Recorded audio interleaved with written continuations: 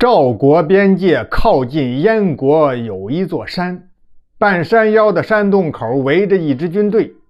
山洞里，女人斜靠在一块大青石上，满头大汗的在生孩子。周围插着几只火把，火把边上站着7、8个军队的将领。这几名将领盔明甲亮，怒目而视。就见这个女人最后又浑身一使劲儿，只听噗的一声，一个男婴咕咕坠地。女人此时擦了一把额头上的汗珠，将粘在脸上的一绺头发向后抿了抿，抬手抓起身旁的一把宝剑，唰的一下将脐带割断，然后用左手托起他刚出生的儿子，说道：各位将军，你们不是说我通敌吗？现在我就要让你们看看我姜梦花到底是不是叛徒。说完，只见他挥起宝剑，一剑刺在了男婴的肚子上，宝剑斜着穿透孩子的身体，剑尖带着血从背后冒出。姜梦花是赵国元帅赵无极的妻子。3年前，燕国侵犯赵国边境，赵无极临危受命，担任大元帅之职，率军北上抵抗来犯之敌。出征之前的一个晚上，姜梦花抓着丈夫的手就说：将军，妾身要与你一起去前线。开什么玩笑，上阵杀敌是男人的事儿，你一个女流之辈怎好到战场上去？将军，将士们上阵杀敌难免受伤，但是你军中军医太少，你忘了我父亲乃是我国的神医，我也有精湛的医术在身。现在去前线，一来是报效国家，二来也能常常陪在夫君你的左右，远胜过留在京城天天挂念。就这样，在姜梦花的恳求之下，赵无极便同意了带着妻子去往前线。姜梦花虽是一个女儿身，但她毫不娇气，平时都是穿一身男军装。每次打仗的时候，她就在后方的帐篷里亲自带领几名军医给伤员们止血疗伤，为丈夫赵无极的军队提供了有力的医疗保障。这场战争进行的并不顺利，一开始击退了敌军，可是不久，那燕王又任命了一个新的大元帅，名叫左耳扎。这左耳扎真不简单，在赵无极认为边境已经初步安定，打算得胜还朝的时候，左耳扎率领着精锐部队偷袭上来，将赵无极打得大败。在逃跑途中，姜梦花不幸成为了俘虏。赵无极逃到安全地带之后，重新整合了部队，二次攻打左耳扎。然而久攻不下，战争陷入了焦灼状态。此时的姜梦花已经被敌人发现是个女医生，而且还是赵国大元帅的夫人。左耳扎见姜梦花长得容貌非凡，就想让她嫁给自己。姜梦花怎么可能答应？左耳扎一开始还算君子，并没有采取过分的举动，只是让姜梦花充当军医，给他的部下治伤看病。后来姜梦花趁着天黑想要逃跑，结果被左耳扎的一个副将给抓回去，交给了左耳扎。左耳扎一气之下就强行占有了姜梦花，从此便称呼她为夫人，但是每天都严加看管，不准离开营房半步。战争也是打起来没完，今天左耳扎胜了，明天赵无极又胜了，就这样一打就是3年。这期间姜梦花多次想一死了之，可惜都被左耳扎发现了，没死成。更糟糕的是，后来姜梦花忽然发现自己怀孕了，于是她就心生一计。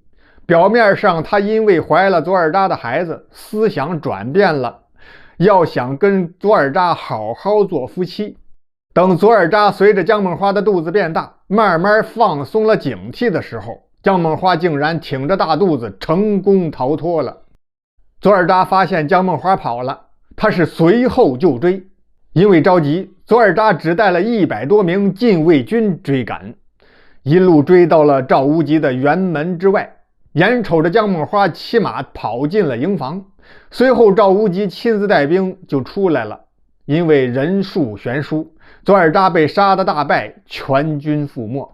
赵无极见敌帅左尔扎已死，心中大喜，忍不住狂笑起来，哈哈哈哈哈哈！可万没料到，那左尔扎只是受了重伤，诈死。等赵无极放松警惕，哈哈大笑的时候，他从背后抽出一支凋零剑，搭上牛角弓，拉满弓弦，嗖啪噗，剑尖正中哽嗓咽喉，赵无极当时就摔落马下，气绝身亡。随后左尔扎也被赵军乱箭射成了刺猬。大元帅赵无极死了，他手下的几员大将认为这都是姜孟花惹的祸，而且他还怀着敌军元帅的孩子，断定姜孟花已经叛变通敌，于是将他押到山洞里进行审问。可还没开审，姜孟花就临盆了，这才有了故事开头姜孟花靠着石头产子，然后将亲骨肉一剑刺死的惊人一幕。看到姜孟花亲手将自己刚刚降生的骨肉穿了糖葫芦，将军们都傻眼了。你看看我，我看看你，谁也不知道该说什么。就在这时，不知道是谁突然喊了一句：元帅夫人不是叛徒，他是大英雄，我们应该拥护他当临时大元帅，率领我们杀退敌军呀！于是众人随声附和。就这样，刚刚产子杀子的姜孟花就成为了临时大元帅。因为知道敌军也是刚刚死了大元帅，群龙无首，姜孟花就趁势偷袭。他率领一支精锐部队直取燕国军队的大本营。然而他们想错了，左尔扎一死，燕军马上也推举出了一个临时大元帅，名叫扎哈木。扎哈木料到赵军必会前来偷袭，早就设好了埋伏。受到伏击的赵军在山坳里被打得几乎全军覆没，死的死，伤的伤，降的降。姜孟花再次成为了燕国的俘虏。燕国这位新元帅扎哈木和死去的左尔扎一样，被姜孟花的美貌所折服，也要娶姜孟花为妻。这次姜孟花不像上次那样总想着逃跑，他很痛快就答应了扎哈木的要求。然而燕国的那些主将全都反对新元帅迎娶姜孟花。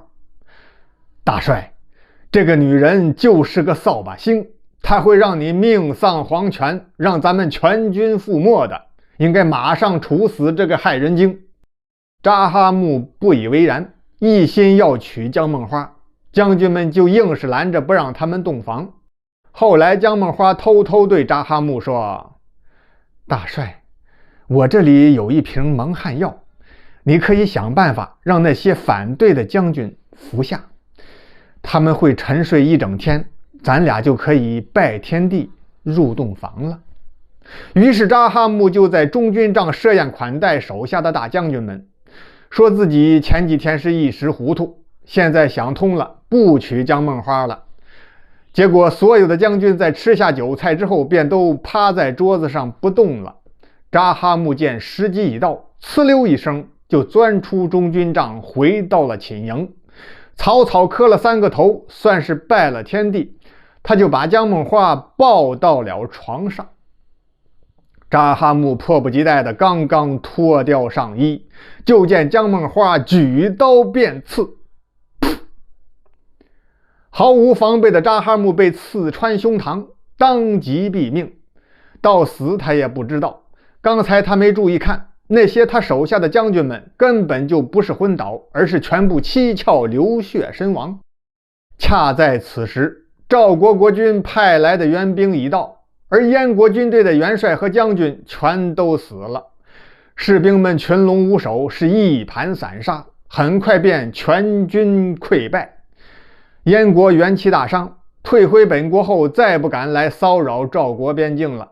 赵国的新元帅率领军队护送着赵无极的尸首和姜孟花凯旋而归。回到朝廷，姜孟花谢绝了国君的一切奖赏，在给丈夫建好墓地下葬之后，她拔出宝剑，自刎于丈夫赵无极的墓前。朋友们，任何战争都是残酷的，唯有和平最珍贵。